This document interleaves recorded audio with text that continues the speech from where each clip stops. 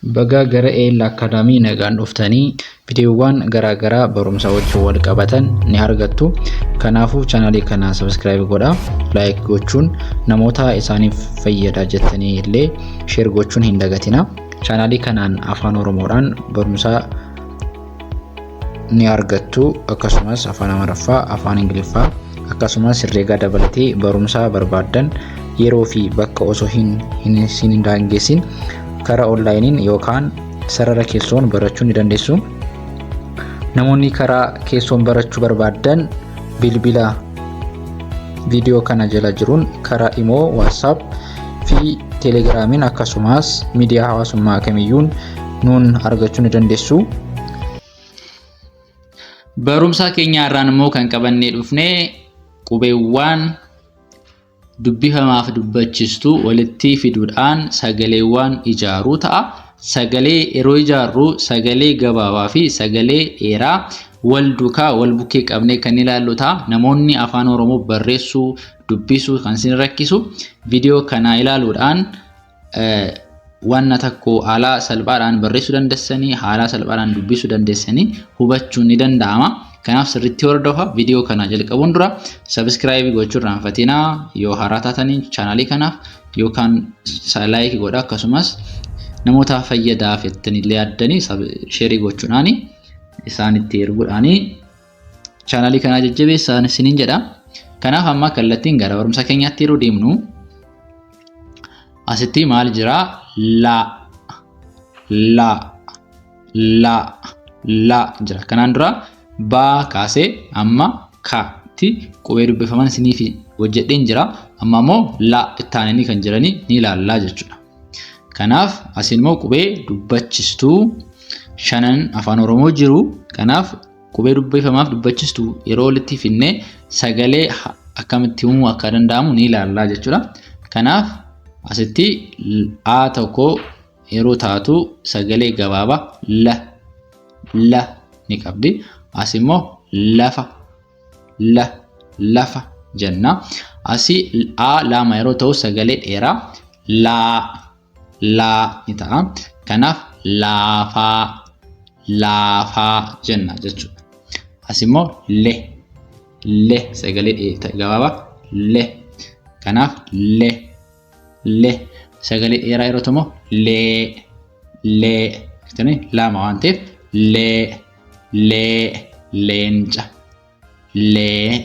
leenca jenna jechuudha. Taanee kan jiru li sagalee gabaabaa li. Kanaaf lixa jenna jechuudha. As immoo il ta'u lama taatee yeroo dhuftu sagalee dheeraa. Kanaaf lii jenna. Kanaaf liiban jenna jechuudha. Taanee kan jiru laa fi o lo jenna. Kanaaf lola jenna jechuudha. Lola jenna. Sagalee dheeraa yeroo ta'u immoo loo. Kanaaf loonii o lama waan ta'eef sagalee dheeraa qabaata. Loonii jenna jechuudha. Taanee kan jiru maali? U tokko yeroo ta'u lu ta'a. Kanaaf luba jennee haala kanaan dubbisuu dandeenya. Taanee kan jiru sagalee dheeraa immoo inni qabaata. Maaliif? U lama waan ta'eef yeroo hundumaa dubbachisuun lama yeroo ta'anii sagalee dheeraa qabu. Kanaaf dheeraa isin dubbisna. Kanaaf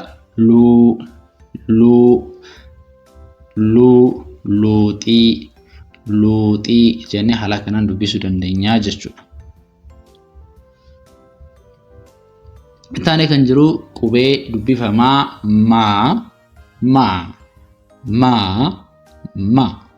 maan qubee dubbachisuu wajjin akkamitti sagalee dheeraa fi sagalee gabaabaa qabaachuu danda'a kan jedhu ilaalla. Amma immoo maal ta'a kun ma jennee dubbifna.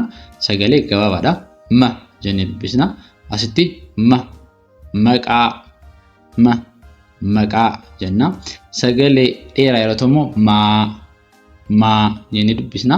Kanaaf maatii jennee kan dubbisnu ta'a jechuudha. Ittaan immoo me hojii dhufu me jenna. Kanaaf sagalee gabaabaa ni qaba. Tokko yeroo taatu me jennee dubbisna. Sagalee dheeraa ta'a yeroo ta'u immoo mee. Kanaaf meetii jenna jechuudha. Mi immoo sagalee gabaabaa i wajjin dhuftu mi jenna. Kanaaf miti jenna jechuudha. Sagalee dheeraa yeroo ta'u immoo mii. Kanaaf miira jennee haala kanaan sagalee dheeraadhaan miira jennee dubbisna jechuudha. O wajjin yeroo dhuftu immoo maal jenna? Mo. Kanaaf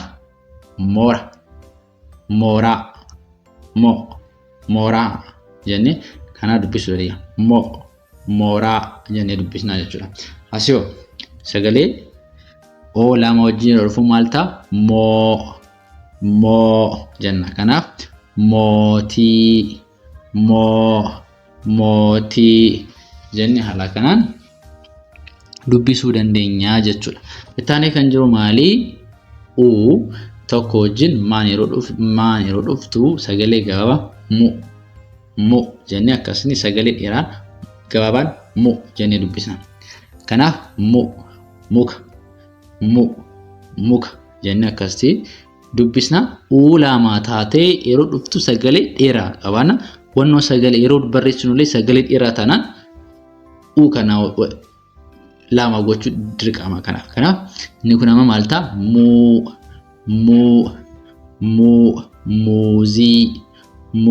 Muuzii jennee haala kanaan dubbisuu dandeenya jechuudha. Taanee kan jiru na.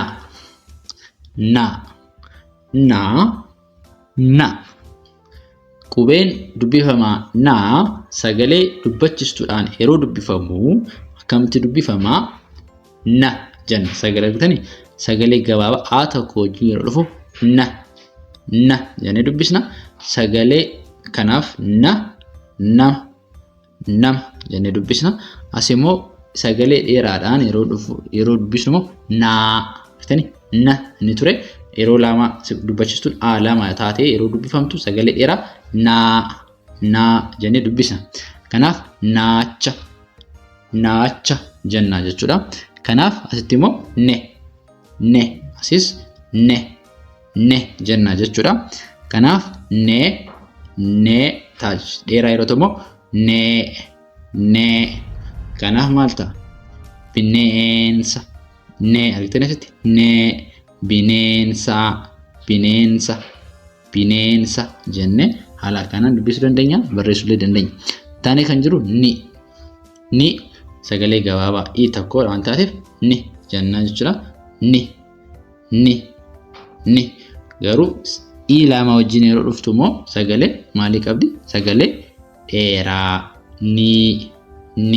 Kanaaf asitti niitii jenna jechuudha. Taanee kan jiru immoo no. Kanaaf no kun sagalee gabaabaadha.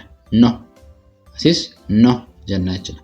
Sagalee dheeraa yeroo ta'u immoo no asitti noolaa jennee haala kanaan dubbisuu dandeenya. Taanee kan jiru immoo maali? Naan tokko wajjin yeroo dhuftu sagalee maalii qabdi? Sagalee gabaabaa no jenna. Sagalee keenya dafee citaa jechuudha. Inni dheeressa no jenna. Kanaaf nuti jenna jechuudha. As immoo nu yeroo jennu nuusii jennee haala kanaan dubbisuu ni dandeenya jechuudha. Qubeen dubbifamaa ittaanee kan jiru immoo maali?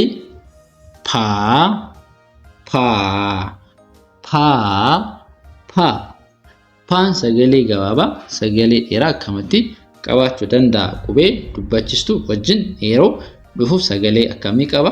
Kanaaf tokko yeroo ta'u jenna. Sagalee gabaabaa jenna jechuudha. Sagalee dheeraa immoo ta'a. Kanaaf paarkii jenna jechuudha. Sagalee gabaabaa pe jenna. Pe sagalee dheeraa pe jennee haala kanaan dheeressina. Sagalee gabaabaa i wajjin yeroo dhufu pi jenna. Pi jenna. Sagalee dheeraa yeroo ta'u pi kanaaf piizaa ni ta'a jechuudha.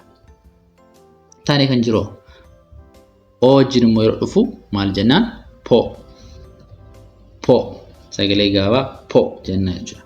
Po asii po ni dheerata o lama waan ta'eef po kanaaf poomii jennee dubbisuun ni poomii jenna jechuudha. Taanee kan jiru qubee dubbachiistu u pa wajjin sagalee gabaabaa yeroo qabaattu u pu na asitti pu jennee gabaabsinee dubbisuu dandeenya yeroo haala kanaan dhuftu. Kana immoo sagalee dheeraa ta'a jechuudha. Yeroo lama wajjin ta'ee dhufu puu jenna jechuudha. Puu jennee haala kanaan qubee dubbachiistuu dubbifamaa wajjin yeroo dhufanii haala kanaan barachuu dandeenya jechuudha. Kanaaf namoonni afaan Oromoo dubbisuu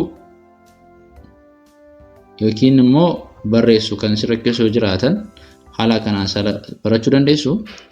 Namoonni sirriitti jalqaba kaastanii afaan Oromoo barreessuu sirriitti dubbisuu warra barbaadan immoo haala sinii galuu danda'uun wantoota sinii barbaachisu qopheessinee jirra waan ta'eef karaa keessoon ni barachuu dandeessu. Lakkoofsa bilbila keenyaa viidiyoo kana jala jira. Karaa WhatsAppii, Telegiraamii akkasumas Imoon nu argachuu dandeessu. Nu dubbisaa barumsa keessanii haala gaariin ni barattu. Yeroo salphaa keessatti immoo dubbisuu barreessuu dandeessu jechuudha. Akkasumas viidiyoo kanaas namoota fayyadaa jettanii yaadanillee sheerii godhaa fi isinillee subscribe gochuudhaan maatii ta'uudhaan viidiyoowwan barumsaa akkasii kan isinii qaqqabu ta'a.